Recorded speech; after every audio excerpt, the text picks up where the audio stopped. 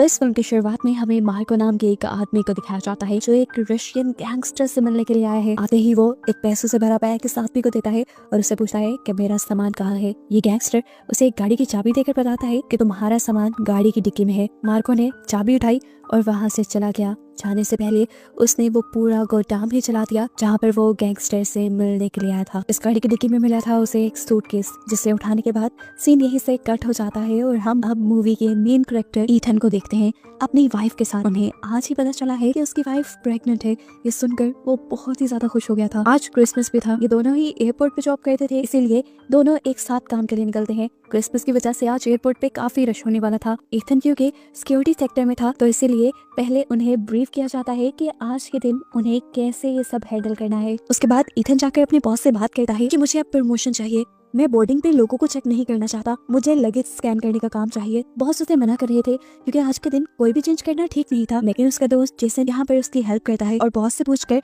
उसकी और अपनी ड्यूटी चेंज कर लेता है, जिससे ईथन को फाइनली बैग स्कैन करने का काम मिल चुका था। अब सीन कट हो गए, हमें एयरपोर्ट के बाहर एक आरवी दिखाई जाती है जिसमें रायले नामी एक बंदे ने एक आदमी को किडनैप भी किया हुआ था और वह यहाँ सिर्फ चंद ही मिनट में एयरपोर्ट के सारे कैमरास को भी हैक कर लेता है। देखने को ये भी मिला कि इसी आदमी ने ईथन के दोस्त जेसन के घर पे उसकी फैमिली को किडनैप करने के लिए किसी आदमी को भेजा है। वो अब अपने मोबाइल में जब ओरिजिनल एयरपोर्ट के सीसीटीवी कैमरा की फुटेज देखता है तो हैरान हो जाता है क्योंकि अब जेसन की जगह ईथन बैठा हुआ था, जिसके बारे में उसे नहीं पता था। नजर तो साफ आ रहा था ये लोग कोई क्रिमिनल थे और क्रिमिनल एक्टिविटी करने वाले थे और अपने मकसद को अंजाम देने के लिए पहले जहाँ इन्होंने जेसन को ब्लैकमेल करने के लिए उसकी फैमिली को किडनैप करवाया था, अब उसकी जगह इन्हें ईथन की फैमिली का पता चलाना था। ये हैकर कुछ ही मिनट में ईथन का सारा बायोडाटा निकाल लेता है। उसे पता चलता है कि ईथन की फैमिली में उसकी वाइफ के अलावा कोई भी नहीं, इसलिए वो अपने आदमियों को ईथन के घर तलाशी लेने के लिए भेजता है और वहाँ मौजूद एक रिपोर्ट से इन्हें ये बात पता चलती है कि ईथन की वाइफ प्रेग्नेंट है और वो अब इसी बात को ईथन की कमजोरी की तरह इस्तेमाल करके यहाँ एयरपोर्ट पे देखने को मिला कि किसी ने ईथन का सामान ईथन को लाके दिया था।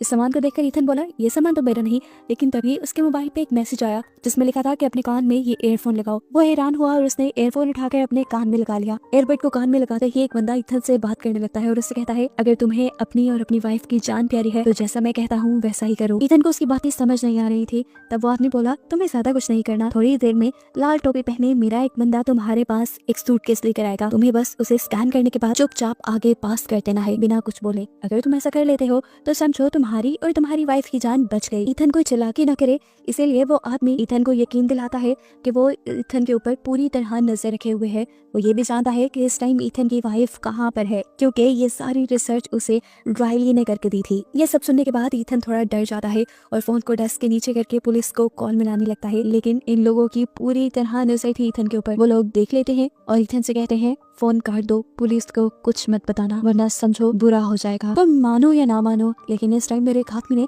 तुम्हारी वाइफ के सर पे एक राइफल तानी हुई है, तुम्हारी एक भी गलती उसकी जान ले लेगी। जब तक वो आदमी ईथन से बात कर रहा था पुलिस भी कॉल रिसीव कर चुकी थी, लेकिन ईथन ने पुलिस को कुछ भी नहीं बताया और कॉल कट कर दी। ये करने के बाद वो आदमी समझ गया था कि ईथन उसके इशारों पर चलने वाला है। वो ईथन से उसका मोबाइल लॉकर में लॉक करवा देता है। ईथन अब उस आदमी से सवाल करता है क्या तुम एक टेररिस्ट हो? उस आदमी ने जवाब दिया नहीं, मैं टेररिस्ट नहीं हूँ, मुझे किसी ने ये काम करने को बोला है। ईथन ने बहुत सोच समझ कर उसे सवाल किया आखिर उस सूटकेस में क्या है, तो जवाब में वो आदमी बोला तुम्हें जानने की कोई जरूरत नहीं है और अगर तुम्हें पता भी चल जाए तो तुम अपना मुंह बंद ही रखना। अगर सूटकेस प्लेन तक नहीं पहुंचा या उसे किसी ने खोल लिया तो समझो तुम और तुम्हारी वाइफ मारे गए। ईथन उससे कहता है कि मैं तो अब यहाँ बैठा हूँ, अगर यहाँ पे जेसन होता तुम लोग फिर क्या करते? जेसन भी तुम्हारी तरह ये काम करने को तैयार होता क्योंकि जेसन की फैमिली को भी हमने किडनैप करके रखा हुआ है, मतलब ये लोग पूरी प्लानिंग के साथ आए थे।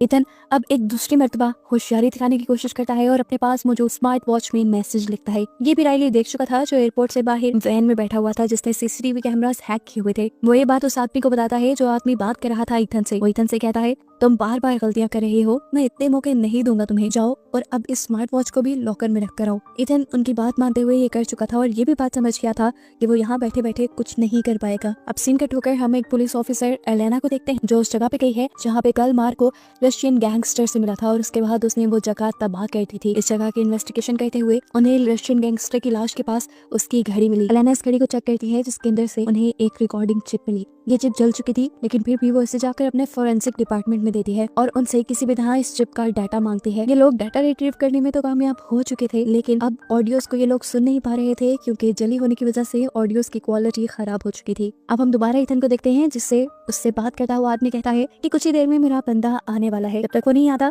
तब तक हम दोनों बातें कर लेते हैं। ईथन उसकी 8 गेट की आवाजों का अंदाजा लगाते हुए उसे 8 गेट एयरपोर्ट में ढूंढ ही लेता है। उसने अंदाजा लगा लिया कि यह आदमी उसे नहीं देख रहा। मौके का फायदा उठाते हुए वो उठा जल्दी से और सामने वाले आदमी का बोर्डिंग पास देते हुए उसने इनविजिबल पेन से इसके ऊपर कुछ लिखकर इस बोर्डिंग पास को पुलिस को दे दिया। लेकिन वो नहीं जानता था कि उसके ऊपर तो नजर सीसीटीवी से रखी जा रही थी। राइली ने ये सब कुछ देख लिया और बता दिया उस आदमी को। अब पुलिस वाले को भी सारे मामले का पता चल चुका था। इससे पहले वो जाकर अपने पूरे डिपार्टमेंट को ये सब कुछ बताता, वो आदमी उठकर उस पुलिस वाले से टकरा जाता है।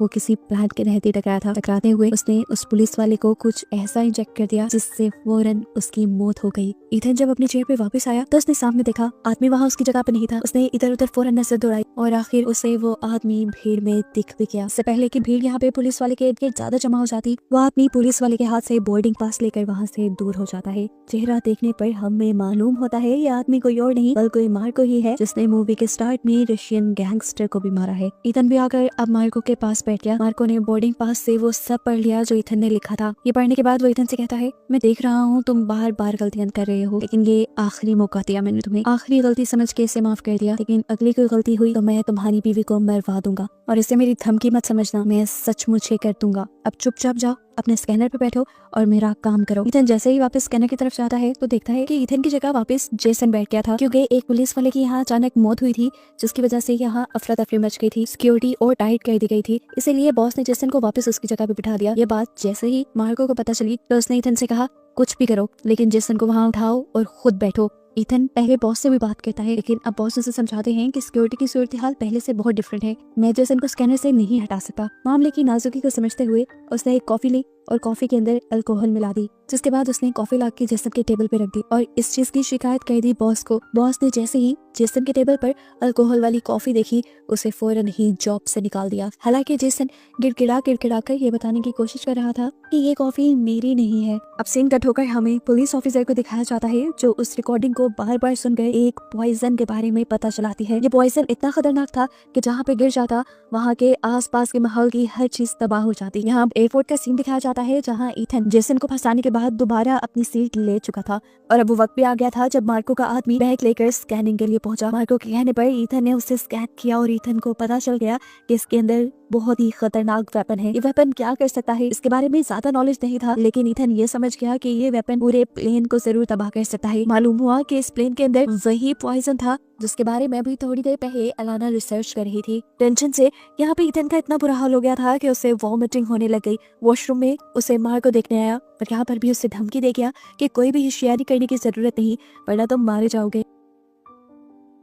ईथन पीछे से उसे रोकता है और कहता है, जिस प्लेन में तुम उस वेपन को लेकर जा रहे हो उसमें पूरे 2000 लोग हैं। उस आदमी ने जवाब दिया, अगर वो प्लेन में ना किया तो वो यहीं पे चला दिया जाएगा और यहाँ पे 60,000 लोग हैं। फैसला तुम्हें करना है, तुम्हें 2000 लोगों को बचाना है या फिर 60,000 को। ईथन परेशान हुआ और उसने पूछा, तुम क्यों मारना चाह रहे हो लोगों को? जवाब में मार्को बोला, मैं किसी को मारना नहीं चाह रहा, मैं बस अपनी ड्यूटी कर रहा हूँ और मुझे वो करने दो। सीन दोबारा लाना की तरफ शिफ्ट होते हैं, जिससे उसका एक साथी आकर बताता है कि अभी एयरपोर्ट से किसी ईथन नाम के आदमी ने पुलिस को कॉल की थी। पुलिस ने कॉल रिसीव भी कर ली, लेकिन फिर ईथन कुछ नहीं बोला। थोड़ी ही देर बाद वहाँ पर एक पुलिस ऑफिसर की अचानक मौत हो गई, यानी वहाँ कुछ जरूर गड़बड़ी है। अलाना को एयरपोर्ट तक पहुँचने में कुछ टाइम लग रहा था, इसीलिए उसने पहले दूसरी फोर्स को एयरपोर्ट पर भेज दिया और उन्होंने जाकर सारी चेकिंग लाइंस बंद कर दी। चेकिंग लाइंस बंद होने की वजह से ईथन के बॉस ने भी सबको इकट्ठा कर लिया और यहाँ पर सभी सस्पेक्टेड लोगों की जांच होने लगी। ईथन ने अब अपना दिमाग चलाया और जल्दी से अपने बॉस का स्कैनर लेकर उसमें मार्को के आदमी का भी नाम डाल दिया, जिसका बैग उसने सही से स्कैन कर लिया था। ये करने के बाद वो बाहर निकल आया। बाहर आने पर जब मार्को ने देखा कि पुलिस ऑफिसर उसके आदमी को एक दूसरे रूम में लेकर जा रहे हैं तो उसने ईथन से पूछा, ये सब क्या हो रहा है? लेकिन ईथन ने कोई भी जवाब देने के बजाय ये कहा, आई एम सॉरी, अब मैं तुम्हारा साथ नहीं दे सकता। ये कहते ही उसने एयरपोर्ट कांच से निकाल दिया और फौरन अपनी वाइफ से जाकर मिला। वो अपनी वाइफ को बचाना चाहता था, लेकिन फिर उसने देखा कि उसकी वाइफ के सर पे एक लेजर थी, जिसका मतलब था कि कोई उसके ऊपर गन पॉइंट किए खड़ा है। वो जान गया कि अगर उसने कुछ भी गड़बड़ी की तो उसकी वाइफ मारी जाएगी। चुपचाप वो दोबारा बाथरूम में आ गया। वो पैनिक हुआ था और इसके पीछे अब मार्को भी आ गया। मार्को उसे मारने लगा। अपने आप को बचाने के लिए ईथन ने भी अपनी इलेक्ट्रिक गन निकाल ली। वो मार्को के ऊपर ताने खड़ा था। तब मार्को ने कहा, तुम सुधर नहीं रहे, तुमने बहुत गलतियां की और इसका अंजाम तुम खुद ही देखोगे। ये कहकर उसने उस बॉम्ब को एक्टिवेट कर दिया जो उस बैग में था और बोला पहले सिर्फ 2000 लोगों को मरना था, अब 60,000 लोग बनेंगे। ये कहकर उसने दिखाया वो बॉम्ब 10 मिनट के अंदर इस पूरी जगह को तबाह कर देता। मार्को ने उससे कहा कि अगर तुम सब लोग को बचाना चाहते हो तो जल्दी से उस सूटकेस के पास जाओ, वहां जाकर मैं तुम्हें बता दूंगा कि इस बॉम्ब को कैसे डीएक्टिवेट किया जाता है। मार्को भागते हुए अब सिक्योरिटी रूम में आया जहां पर उस आदमी का बैग चेक हो रहा था। इथन ने अपने बॉस के ऊपर गन तान दी। वो अपने बॉस को कुछ भी करने से हिचकिचा रहा था, लेकिन यहाँ पर वो दूसरा आदमी जल्दी से एक पेन उठाकर इथन के बॉस के गले में स्टैब करके उसकी जान ले लेता है। ये देखकर इथन को इतना गुस्सा आया कि उसने उस आदमी को ही पकड़ लिया और पूछा क्यों मारा आखिर तुमने उसे। जिस पे लड़के ने जवाब दिया मेरे भाई को उन लोगों ने किडनैप किया हुआ है और अगर मैंने ये सब ना किया तो वो उसे मार देंगे। खैर अब इथन ने मार्को से कांटेक्ट किया और उससे पूछा कि इस बम को कैसे डीएक्टिवेट किया जाए। उसके कहने के मुताबिक उसने इस बम को, इस मशीन को डीएक्टिवेट तो कर दिया, लेकिन बहुत ही आखिरी टाइम में बम के ब्लास्ट होने में चंद ही सेकंड बचे थे। दूसरी तरफ हम एलेना को देखते हैं जो एक फेडरल एजेंट के साथ जल्दी से एयरपोर्ट की तरफ बढ़ रही थी। अभी उसे उसके एक एजेंट की कॉल आई और उसने बताया कि तुम्हारे साथ इस टाइम जो फेडरल एजेंट बैठा है वो असली नहीं है, वो दूसरों का भेजा गया है। असली फेडरल एजेंट तो अब हमारे पुलिस स्टेशन पहुंचा है। ये सुनकर एलेना डर गई और उसने फौरन दूसरे आदमी के ऊपर गन पॉइंट कर दी। उस आदमी ने भी कार की स्पीड बढ़ाते हुए इस कार का एक्सीडेंट करवाने की कोशिश की। एक्सीडेंट करवाने में वो आदमी कामयाब भी हो गया और इस चक्कर में दोनों को बहुत बुरी चोट आई। यह आदमी नहीं चाह रहा था कि एलेना एयरपोर्ट तक पहुंचे। एक्सीडेंट के बाद का जब सीन हमें दिखाया गया तो उस आदमी ने अभी भी एलेना का गला पकड़ा हुआ था। एलेना अपना गला उसके हाथों से छुड़वाती है और फिर अपने गन से उसे शूट करते हुए वहां से बाहर निकल आती है। यहाँ इथन मार्को के कहने पर उसके सूटकेस को प्लेन के कार्गो के पास लेकर जा रहा था। यहाँ हम देखते हैं कि मार्को ने अब उस आदमी से कांटेक्ट किया जो उस बैग को कार्गो तक इथन के साथ लेकर जा रहा था। उसने इस आदमी से कहा अब तुमने आखिरी काम करना है। वो आखिरी काम था इथन को मारने का। ये सुनते ही उसने पीछे से इथन के ऊपर गन पॉइंट कर दी, लेकिन शुक्र था कि सामने एक शीशे में इथन ने ये सब देख लिया और उल्टा उसी के ऊपर वार कर दिया।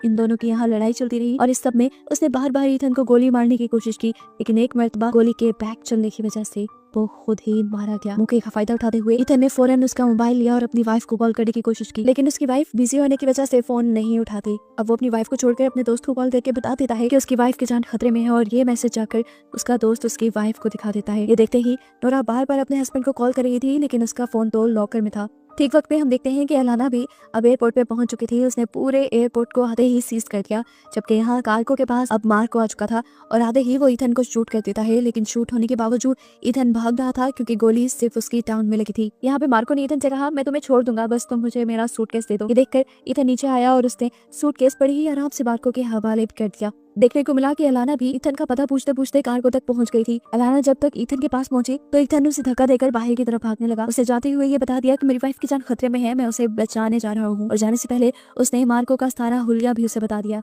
यहाँ अब देखने को मिला कि नूरा भागते हुए पार्किंग एरिया तक आ गई थी और अब उसे मारने के लिए यहाँ राइली भी आ चुका था, क्योंकि उसने सभी के मोबाइल हैक किए हुए थे और उससे पता चल गया था कि इथन ने नूरा को सब सच बता दिया है। इससे पहले कि वो नूरा को मार देता, पीछे से इथन आ जाता है। अब राइली भी गोली चलाने ही वाला था, लेकिन उससे पहले ही हमें गन शूट की आवाज सुनाई दी और राइली गिर गया। देखने को मिला कि वो आदमी जो कि सूटकेस लेकर प्लेन तक जा रहा था, जिसकी मौत हो गई थी, उसके भाई को राइली ने बंदी बनाकर रखा हुआ था और उसी ने राइली को मारा था। इथन उस आदमी को देखकर ही समझ गया कि ये जरूर उसी लड़के का भाई है जिसे ब्लैकमेल करके मार्को अपना काम निकलवा रहा था। और अब इथन ने उसे सब सच बता दिया कि तुम्हें बचाने के चक्कर में तुम्हारे भाई ने अपनी जान दे दी है। ये सुनकर वो बहुत ज्यादा दुखी हो गया। अभी भी मसले हल नहीं हुए थे। इथन को अभी भी जाकर मार्को को किसी तरह रोकना था। उसे किसी भी तरह रोकना था कि मार्को प्लेन में ना बैठे, लेकिन अब काफी देर हो चुकी थी क्योंकि मार्को प्लेन में बैठ चुका था। यहाँ हमें पता चला कि इथन ने एक अच्छा काम भी किया था। मार्को के सूटकेस के ऊपर एक नया स्कैनिंग स्टिकर लगा दिया था ताकि उस नंबर को जैसे ही वो ट्रैक करे तो उसे पता चल जाए कि मार्को इस टाइम कहाँ पे है।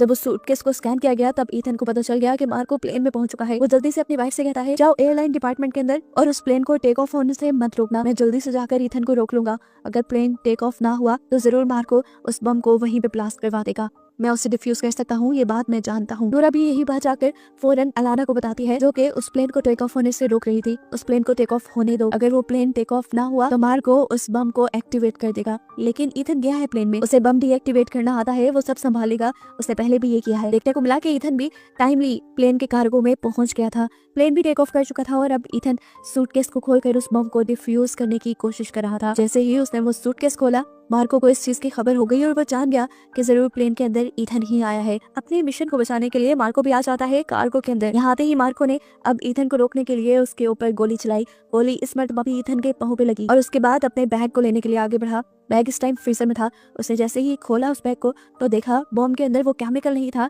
जिस केमिकल से हर चीज तबाह हो जाती है। देखने को मिला कि केमिकल इस टाइम ईथन के हाथ में था। गोली चलने की आवाज से यहाँ पायलट को भी पता चल गया कि प्लेन के अंदर कुछ ऐसे लोग हैं जिनके पास वेपन्स है, इसलिए उसने दोबारा प्लेन को एयरपोर्ट की तरफ ही मोड़ दिया। और यहाँ ईथन ने एक चालाकी की, खड़े होकर जल्दी से उसने मार्को को फ्रीजर के अंदर धक्का दिया और केमिकल को भी फ्रीजर के अंदर फेंक कर उसने फ्रीजर बंद कर दिया। केमिकल वहाँ पे फट गया। इस केमिकल ने मार्को का पूरा खून एक ही मिनट में खुश कर दिया था और वो वहीं पे मर गया। और ऐसे ईथन का मिशन सक्सेसफुल हो गया। उसने पूरे 2000 लोगों की जान बचा ली। प्लेन के वापस लैंड करते ही बहुत सी पुलिस इस प्लेन के पास आ चुकी थी, साथ ही अलाना भी। पुलिस ने ईथन को भी पकड़ लिया था, लेकिन अलाना जो सब सच जानती थी कि ईथन ने ही यहाँ सबको बचाया है, वो ईथन को छोड़ने का कह देती है और ईथन जाके सबसे पहले अपनी वाइफ से मिलता है। मूवी के लास्ट में हमें पता चलता है कि मार्को एक रशियन ऑफिसर को मारने के लिए ये सारा काम कर रहा था, लेकिन अब सबकी जान बच गई थी, इसीलिए सब सुकून से क्रिसमस मनाते हैं और कहानी यहीं पे खत्म हो जाती है।